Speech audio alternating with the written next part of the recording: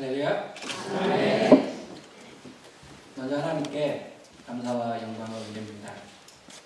여러분이 아는 것처럼 든든한 교회는 참 유명한 교회입니다. 저는 하와이에서 있었잖아요. 그런데도 든든한 교회는 하와이에서조차 유명했습니다. 저는 든든한 교회에 근데 좋은 쪽으로 아니라 안타까운 쪽으로 유명했던 것을 교회 언론을 통해서 계속 보아왔습니다. 설마 제가 이 교회에서 사역을 하게 될 줄 꿈에도 모른 채 그냥 저 교회가 정말 든든한 교회일까 하는 생각을 하면서 교회 언론을 통해서 든든한 교회 소식을 들었습니다. 근데 저는 지금 든든한 교회의 위임 목사가 되었습니다.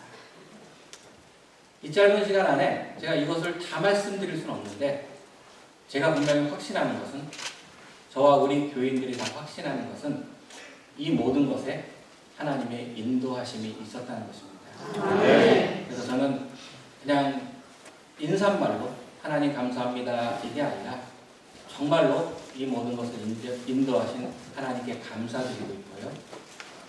또 그동안 든든한 교회를 생각하시고 안타까움에 눈물을 흘리신 여기에 있는 모든 분들, 특별히 뉴욕 선호의 목사님들께 다시 한번 감사를 드립니다. 이번에 위임식을 준비하면서 그럼 다른 교회들은 어떤 식으로 위임식을 진행했나, 다른 교회의 그런 위임식 순서지들도 여러 가지 참조를 하게 되었습니다. 그러다가 오늘 위임식 때 설교를 하신 강기봉 목사님의 교회, 뉴욕 앵동교회의 순서지를 한번 제가 살펴보게 되었습니다. 그런데 위임식 순서지를 살펴보면서 눈에 띄었던 게 뭐였냐면요, 기념품 증정이었습니다. 은퇴하시고 이제 원로 목사가 되시는 목사님에게 기념품을 드리고 또 새로 위임받은 그런 목사님께 기념품을 드리는 것이 있거든요. 저도 아마 오늘 감사하게도 기념품을 받을 것 같습니다. 근데 기념품을 받는다는 생각에 좀 기분이 좋아요. 사꾼 목사 같죠? 그러면서 기념품에 대해서 생각하다가 사실은 요즘 교회의 현실에 대해서 제가 한번 고민을 하게 되었습니다. 지금도요, 새로 위임받는 목사에게 기념품을 주는 교회는 참 많아요. 그런데요, 한 교회에서 위임식 때 기념품을 받은 그 목사가 계속해서 위임받은 그 교회에서 사역을 하다가 나중에 은퇴 목사가 되고 원로 목사가 되고, 그래서 그 은퇴식 때 다시 기념품을 받는 케이스가 요즘 교회에 참 많이 없다는 것이, 그런 안타까움이 저에게 있습니다.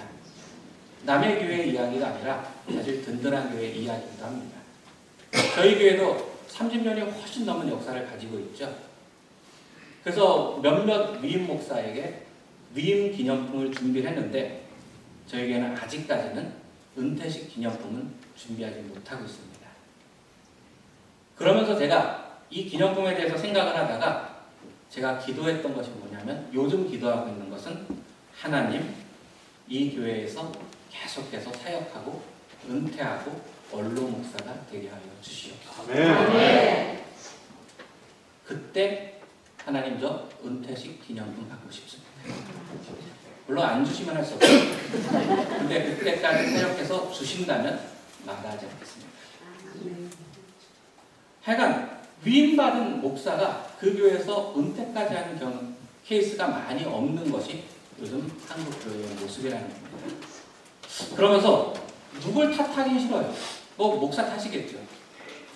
그러면서 그럼 이런 현실 속에서 제가 어떻게 하면 이 교회에서 계속해서 사역하게 되고 나중에 은퇴하게 될지 제가 고민을 하게 되었습니다. 그러면서 기념품 생각이 다시 났습니다. 근데 전혀 다른 관점에서 말입니다. 제가 만약에 어떤 물질, 어떤 선물, 눈에 보이는 선물을 기념품으로만 생각한다면 제가 과연 목회에서 제가 롱런할 수 있을까요? 그건 아니라고 생각합니다. 저는 그래서 눈에 보이는 선물이 기념품이 아니라 사람의 변화, 교회의 성숙, 이것을 기념품으로 여기며 목회하겠습니다. 이 교회가 정말로 건강한 교회로 변화가 되고 교인들이 성숙해지고 그래서 교회에서 상처받고 떠난 분들 참 많죠. 이런 분들이 다시 돌아오고 회복되는 이 모든 과정을 교회가 정말 건강한 교회로 정말 이름처럼 든든한 교회로 성숙되는 이것을 정말로 하나님이 주시는 가장 큰 선물로 여기며 목회를 하겠습니다. 그런데요, 이것이 저만의 선물이겠습니다. 이렇게 교회가 교회다운 교회로 변화되는 것은 저만의 선물이 아니라 든든한 교회 모든 교인들의 선물이고 또한 이 교회를 그동안 걱정하시고 염려하셨던 많은 분들의 그런 분들에게 귀한 선물이 될 줄 믿습니다. 그래서 이 교회가 사람들에게 걱정을 안기는 그런 교회가 아니라 정말 저 교회는 사람이 편하다. 저 교회는 건강하더라. 저 교회는 정말 든든하더라. 라는 그런 교회가 될 수 있도록 노력하겠습니다. 또한요, 저는 교인들을 품어주는 목사가 되도록 노력하겠습니다. 전임 목사들과 좀 비교를 제가 해본 적이 있습니다. 전임 목사님들과 비교해서 저는 그분들의 스펙에 비해서는 좀 많이 약한 편입니다. 스펙이라고 얘기하는 거.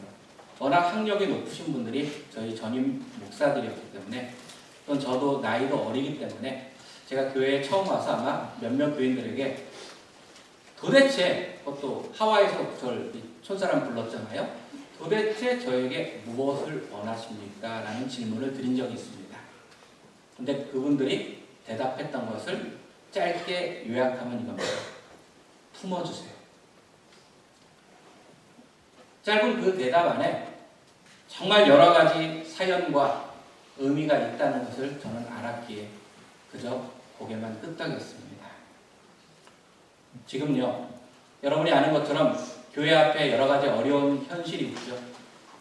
저는 그 여러 가지 어려운 현실들을 한 방에 딱 해결할 수 있는 해결사적인 능력은 사실 제게 없습니다. 그러나 제가 뭘 할 수 있겠습니까? 교인들을 품어줄 수는 있을 것 같습니다. 물론요, 겉으로의 제 모습이 언뜻 차가워 보일 수도 있어요. 그리고 제 원래 목사로서가 아니라 제 인간으로서의 제 개인적인 성향은 좀 부끄러움이 많은 성향이고 그래서 샤이한 성격입니다. 그렇기 때문에 어떻게 보면 좀 품에 안기기 어렵다고 생각될 수 있어도 알고 보면 저는 따뜻한 사람이고 정이 많은 목사입니다. 그리고 여러분이 보시는 것처럼 제 몸을 보세요. 제 몸은 사람을 품어주기에 최적화된 225파운드입니다. 그러니 이 품으로 제가 품어드리겠습니다. 내치지 않고 품어주는 목사가 되도록 노력하겠습니다. 제가 젊다고 혼자만 빨리 내다니는 것이 아니라 조금 늦더라도 교인들과 보조를 맞추겠습니다.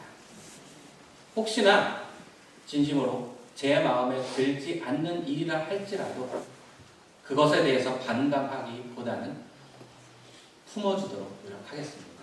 여러분도 저를 품어주시면 좋겠습니다. 마지막 한 가지 짧게 말씀드리면요. 저는 하나님의 말씀에 목숨을 걸겠습니다. 제가 항상 꿈꾸는 교회는 뭐였냐면 말씀이 살아있는 교회, 말씀으로 살리는 교회입니다.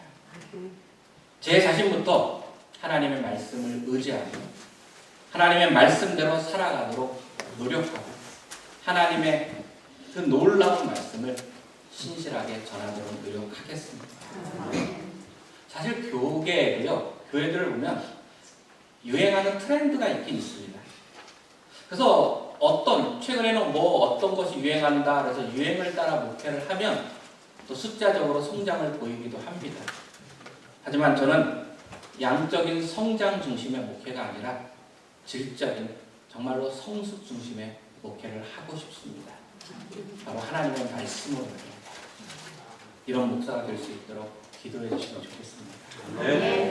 오늘은요, 저만 기념품을 받는 것이 아니라 참석하신 모든 분들이 기념품을 받으실 것입니다. 그러니 저희가 드리는 기념품을 여러분이 보실 때마다 그리고 사용하실 때마다 이 교회가 건강하게 변화되도록 기도해 주시길 바랍니다. 그래서 건강하게 정말 든든하게 교회로 변화되는 것, 이것이 우리가 받을 수 있는 최상의 선물이자 기념품임을 알고 저도 노력하겠고 여러분도 더 많이 기도해 주시면 든든한 교회가 내년에도 또 후에도 계속해서 여러분들에게 이 교계에게 선물을 주는 교회가 되고 싶습니다. 그것을 위해서 최선을 다해 노력하겠습니다. 감사합니다.